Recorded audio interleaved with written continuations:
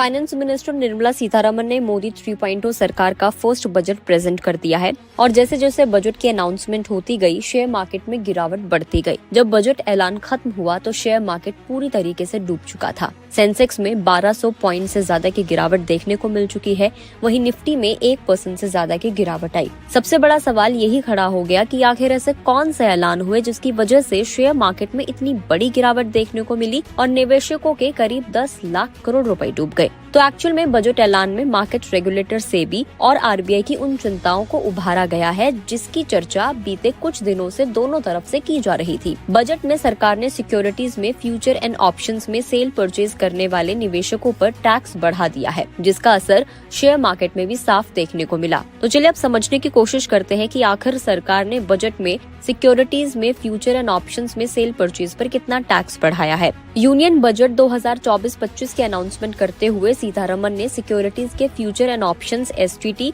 यानी के securities transaction tax को रिस्पेक्टिवली 0.02% और 0.1% तक बढ़ाने का प्रस्ताव दिया।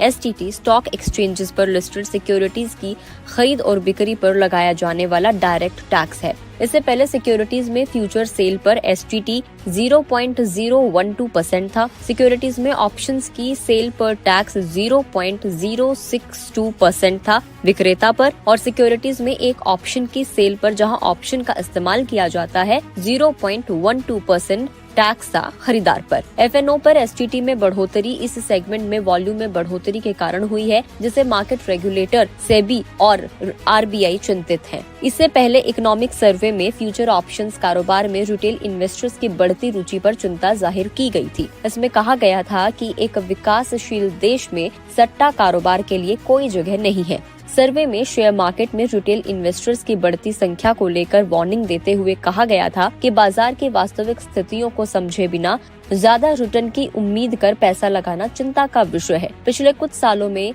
भारतीय पूंजी बाजार में एक्टिविटीज बढ़ी हैं। लोग डीमैट खातों के जरिए बाजार में शेयर्स की डायरेक्ट खरीद बिक्री कर रहे हैं या फिर इनडायरेक्ट रूप से म्यूचुअल फंड के जरिए बाजार में निवेश कर रहे हैं। सर्वे के मुताबिक इक्विटी कैश सेगमेंट कारोबार में रिटेल इन्वेस्टर्स की हिस्सेदारी फाइनेंशियल ईयर 23-24 में 35.9% थी। दोनों डिपॉजिटरी के पास डीमैट अकाउंट्स की संख्या फाइनेंशियल ईयर 23-24 में बढ़कर 15.14 करोड़ हो गई है, जो 22-23 में 11.45 करोड़ थी। एनएससी में रजिस्टर्ड निवेशकों की संख्या मार्च 2020 के मुकाबले तकरीबन 3 गुना बढ़कर 31 मार्च 2024 तक 9.2 करोड़ हो गई है। इसका मतलब ये है कि अब 20% इंडियन फैमिलीज अपनी घरेलू बचत को फाइनेंशियल मार्केट्स में लगा रहे हैं, यानी कि शेयर मार्केट में लगा रहे हैं। इकोनॉमिक सर्वे में निवेशकों में जागरूकता बढ़ाने और उन्हें निरंतर वित्तीय रूप से शिक्षित करने का आह्वान किया गया था, ताकि उन्हें डेरिवेटिव्स कारोबार के फायदे और नुकसान के बारे में बताया जा सके। सेबी की चेयरपर्सन माधवी पुरी बुच ने भी पिछले सप्ताह कहा था कि कैपिटल मार्केट एफएनओ कैटेगरी में सट्टा दांव के खिलाफ वार्निंग देने के लिए मजबूर है। उन्होंने कहा था कि ये एक व्यापक मुद्दा बन गया है जो अब अर्थव्यवस्था को भी प्रभावित कर रहा है। बुच ने कहा था कि घरेलू बचत सट्टेबाजी में जा रही है और युवा ऐसे कारोबार में ढेर सारा पैसा खो रहे हैं। इससे घरेलू बचत का इस्तेमाल पूंजी निर्माण के लिए नहीं हो पा रहा है। मार्केट रेगुलेशन के एक रिसर्च के मुताबिक निवेशक एफएनओ कैटेगरी में 10 में से 9 डील्स में नुकसान उठाते हैं। हालांकि अगर आज बजट के बाद की बात करें तो भले ही शेयर मार्केट दोपहर 2 बजे के बाद रिकवरी मोड में दिखाई दे रहा था, लेकिन सिक्योरिटी में फ्यूचर एंड ऑप्शन पर टैक्स बढ़ाने के फैसले के बाद शेयर मार्केट में बड़ी गिरावट देखने को मिली।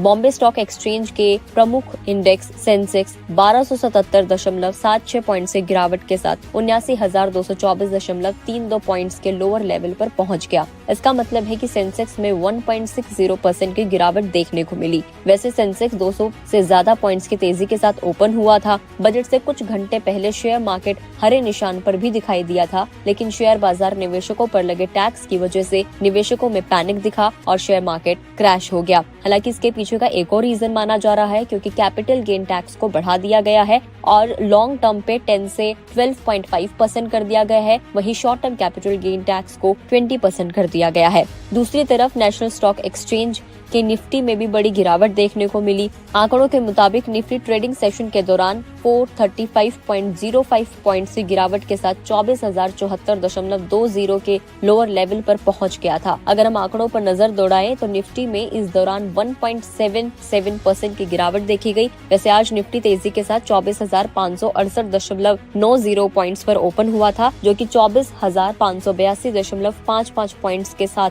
दिन के हाई पर भी पहुंच गया था। लेकिन बजट के ऐलान के साथ ही निफ्टी में भी बड़ी गिरावट देखने को मिली। अब शेयर मार्केट में इस गिरावट की वजह से निवेशकों को मोटा नुकसान हुआ। एक्चुअल में निवेशकों का नुकसान या फायदा बीएसई के मार्केट कैप पर डिपेंडेंट है। अगर बीएसई का मार्केट कैप बढ़ता है तो निवेशकों को फायदा होता है और मार्केट कैप घटता है तो शेयर बाजार निवेशकों को नुकसान होता है। अब अगर जल्दी से हम लोग बात कर ले तो किन शेयर्स में तेजी देखी गई है, तो बजट के बाद सबसे ज्यादा तेजी टाइटन के शेयर्स में देखी गई। दोपहर तक इसमें 6% से ज्यादा की बढ़ोतरी आ गई थी। इसके बाद आईटीसी और टाटा कंज्यूमर प्रोडक्ट्स के शेयर में तेजी देखी गई। इनमें 3% से ज्यादा की तेजी आई। इसके अलावा अडानी पोर्ट और एचयूएल के शेयर्स में 2% से ज्यादा की बढ़ोतरी हुई। गिरावट की बात करें तो सबसे ज्यादा एल&टी, हिंडाल्को के शेयर्स में आई है। दोनों कंपनियों के शेयर्स में 3% से ज्यादा की गिरावट रही। इनके अलावा ONGC, Shriram finance, power grid corporation और बजाज फाइनेंस के शेयर्स में 2% से ज्यादा की गिरावट देखने को मिली। तो ये कारण रहा जिसकी वजह से आज शेयर मार्केट में निवेशकों का पैसा डूब गया